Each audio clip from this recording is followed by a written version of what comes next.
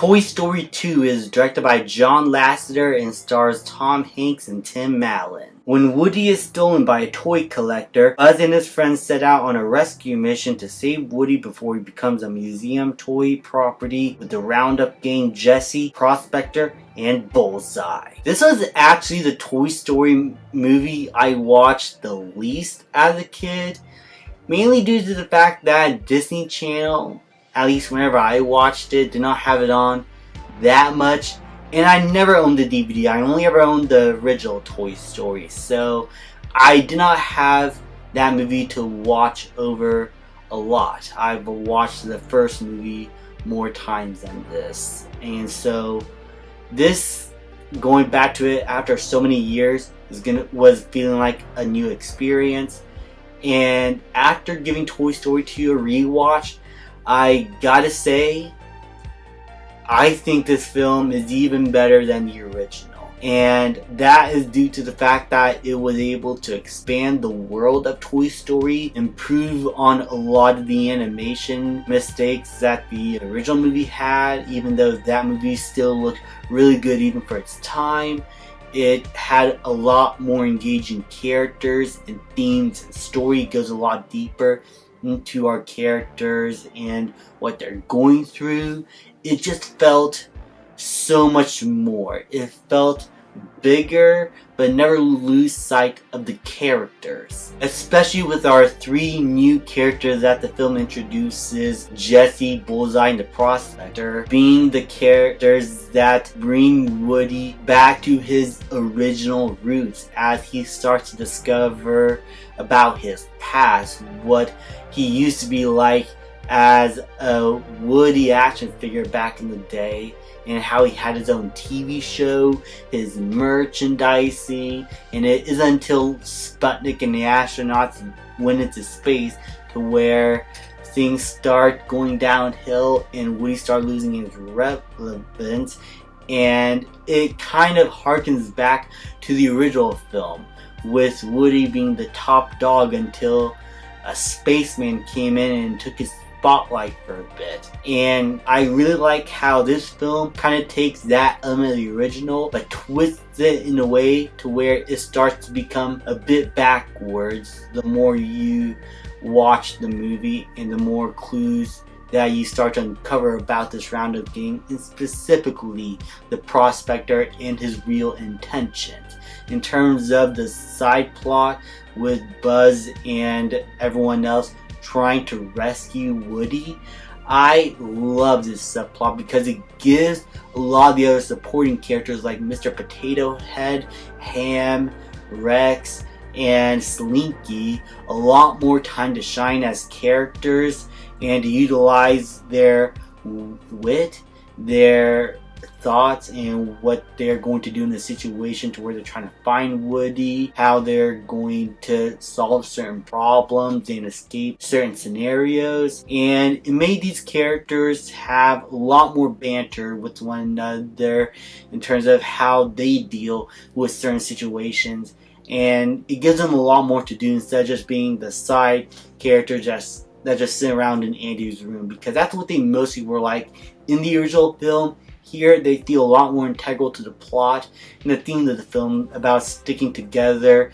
and not giving up on each other as they continue on their mission, being led by Buzz Lightyear, who then gets replaced by another Buzz Lightyear who actually thinks he's Buzz Lightyear, the actual character, and Buzz is forced to realize how much of a doofus he actually was in the original movie. And it made for really funny scenarios to where this Buzz is just going around thinking that he's an actual space ranger, and everyone else around him thinks he's a real Buzz, but they are a bit confused as to why he's acting like this. And it was really funny. The humor with that aspect of the character of Buzz Lightyear was great. And the introduction of Zurg in the plot line was just comedy gold. And I love how this all ties together with the beginning of the film, with Rex trying to play a Buzz Lightyear game. And a lot of scenarios in that game starts to come into play as Rex starts to get into a scenario where he's now living the Buzz Lightyear game, and this other Buzz Lightyear thinks he's actually fighting Zurg. It made for a lot of great action that's very humorous and really fun. It was a Lightyear movie if Lightyear actually had the balls to be more like a Buzz Lightyear movie. So overall, this aspect of the plot, it harkens back to a lot more of the shenanigans and craziness that the original film had, whereas Woody's main plot is him having an internal conflict about whether or not he wants to help his Roundup gang, the characters that actually complete him, but not in an emotional sense, because he just met these toys and he did not really form that deep of a connection with them until he starts learning more about them, especially Jessie, who is a really fun character that is outgoing and wild. But when we start to delve into her backstory and why she hates the idea of returning to an owner, and how she has claustrophobia and doesn't like being put in a box, I really like that aspect of the character because it made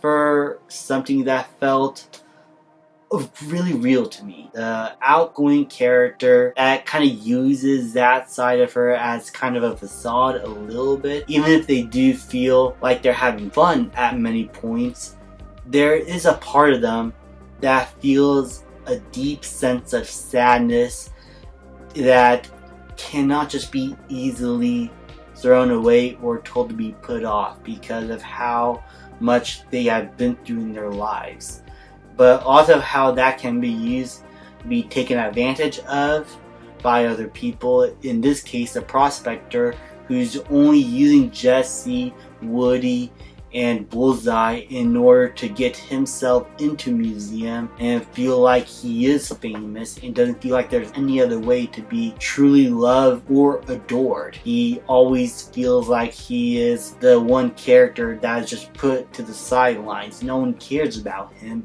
and this is his only chance to feel like he is worth anything. And that mentality is seeping into Woody a little bit as he starts to conflict on whether or not he wants to return to Buzz with Andy and truly be loved every day like he was before, or be in a museum to where he will never get that same love and adoration. It's a different kind of love, but one where he can never be touched or played with again. That sounded so wrong when I spoke it. Please don't clip that out of context. That is going to... And this leads to a really great climax to where Woody is being held by the prospector, and Buzz and everyone have to try and help him, and they're trying to escape through this airport. And it's a lot of fun. It makes going through all these luggage in this like luggage room to where they're being moved in different parts around the airport to get to an airplane, and just, it's, I don't know, this setting just felt so unique. In terms of like settings, it's probably my favorite in terms of a final climax for any of the Toy Story films, due to all of the movement that's happening with this luggage, trying to find the right luggage and trying to get to one place over the other that's pretty far away to try and get to Woody. It's just a whole lot of fun and made for a lot of fun scenarios to where the action can feel lively and fast, and overall it becomes very exciting, especially when we get on one of the airplanes to try and save Jessie. And once they eventually accomplish that, they return home to Andy and they accept that one day this is all going to be over.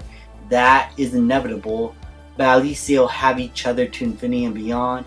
Seriously, this film felt like it took a lot of elements from the first film reverse it in a way that felt unique and new, but builds upon the first film's foundations and added a lot more to the story, to the characters, to the world, and to the themes of friendship and sticking together for one another and accepting true love instead of adoration from afar. Overall, I absolutely love Toy Story 2. I think it's a major improvement over the first movie, even though the first movie is an A+ fantastic classic.